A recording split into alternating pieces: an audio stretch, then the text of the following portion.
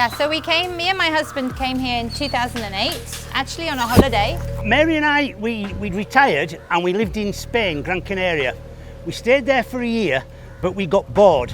The plan was we would tour Europe, but we went back to England in March and it was very, very cold. So one of Mary's friends suggested we come to visit Kerala. We'd spent 2 or 3 Christmases in Goa, which we loved, but they said try the Kerala experience. So we booked a 2-week holiday in March 2008, and basically we found 2 little puppies and we've stayed ever since. We had a 6-month visa, so we decided not to fly back with Thompsons, and then we found a house that we could rent for 6 months. We had a word with the lady who owned the house, who said yes, you can keep 2 puppies, and that is why we stayed. And we saw a couple of puppies which were in bad condition, so we rescued them. And actually, the first ever dog that we rescued actually passed away last week, so she was 14 years old. After 6 months, we started doing some volunteering at an animal sanctuary that unfortunately closed a few years later. In the meantime, after 6 months, we'd actually adopted 6 dogs in total. So 1 a month basically that we brought back. Unfortunately now we've only got 3 of them have survived, but Chitty, the one who started it all, she died last week unfortunately. She was 14 years and 4 months. And we've been here ever since, basically trying to look after the dogs. As you've seen the clinic, at my house I have roughly 75 dogs that we rescue. A lot of them are injured dogs, a lot of lady dogs, a lot of them came as puppies, and basically it's just taken over our lives. So, and my husband, you know, he can't bear to see dogs starving just because people can't be bothered to give them a little bit of this, a little bit of that.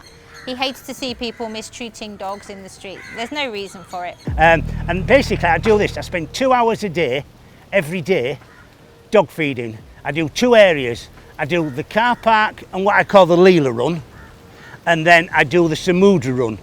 Down here there's probably 20 to 30 that I feed, including the junction at Coverland, and then down at the Samudra, once again 20 or 30. Sometimes there may only be 8 or 9. Other times there can be as many as 35. The dogs know I'm coming, they know the engine noise, and they come from, if they hear the bike, they're straight at me. And that's it really. It's taken over our lives. But I'm 63, my wife's 53. What else would we be doing? And these dogs will stay here till they die. They've got a home for life here. So, yeah, thank you. This is Lindy. Say hi, Lindy. Yeah, when we rescue them, we just name them. We're kind of running out of names, to be honest. But yeah, this is Boomer.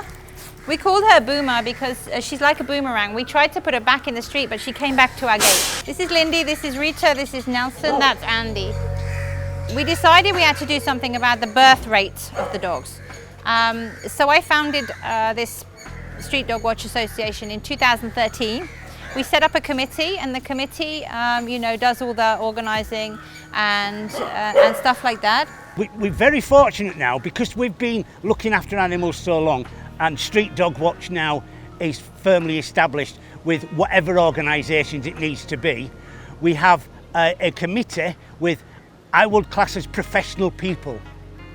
When we started, and this is no disrespect to any of the people who helped us start it, they were poor people that really just wanted to mix with English people. They helped.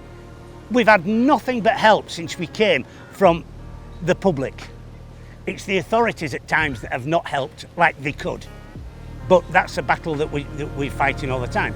But now our committee, I think you've met one of them today, they're avid dog lovers, and hopefully our plan is we'll guide it where we need to do, but these people, including the manager, Vijin, at the clinic, they're understanding more and more now and learning our ways. I'm not saying our ways are 100% correct, but as each year goes by, we're learning and learning and learning. It's the only way we can do it.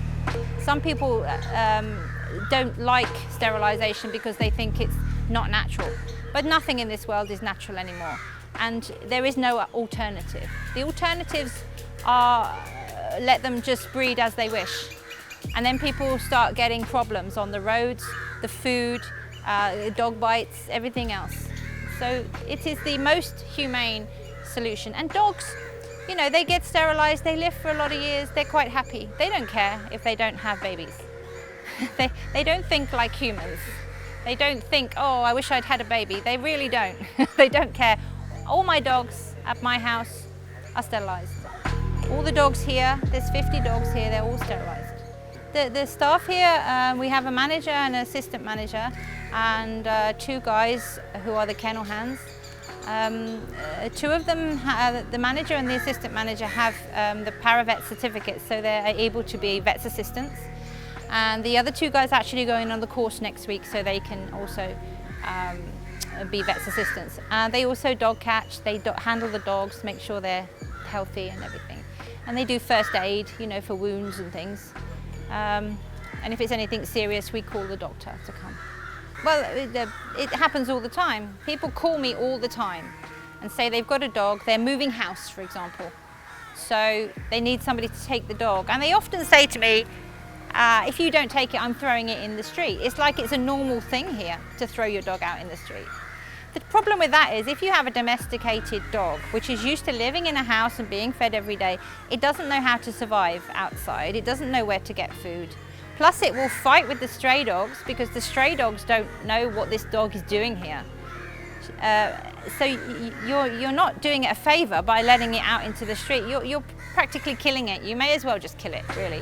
It is difficult. We're lucky here because we're right near a waste dump. And it's an industrial place. There's no real immediate neighbours. So it's not been a problem here. Our house, our neighbours all know us. We keep the dogs quiet as possible. And for 3 years, we have had no problem.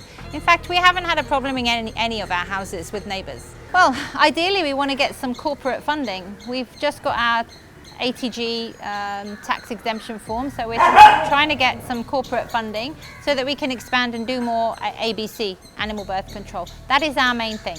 Everything else is extra. The rescues are extra, the puppy rehoming is extra. ABC is the key to everything as far as I'm concerned.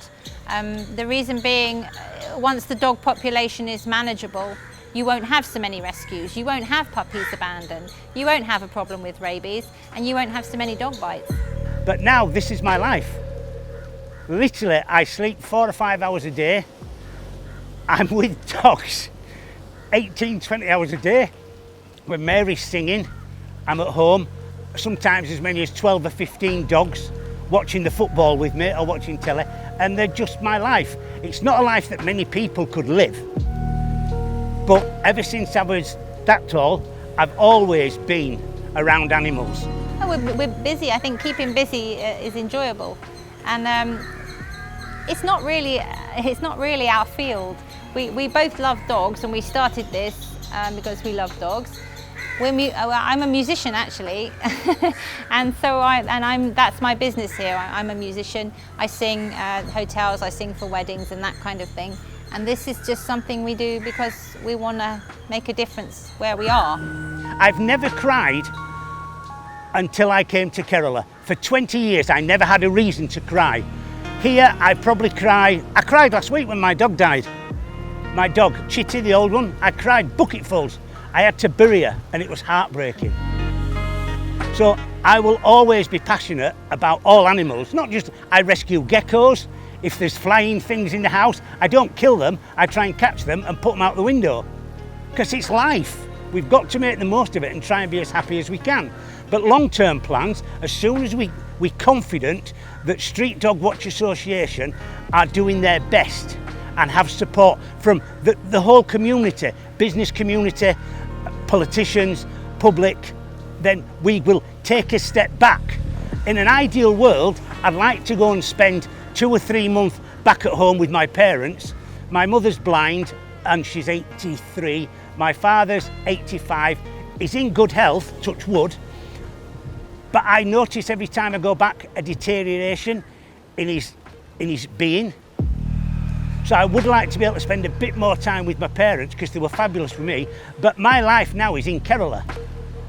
And when I do pass away, I either want to go into the sea or they can use my body for whatever they want to do. Dog food, experiments, whatever. So yeah, it's our intention to stay here as long as we are permitted.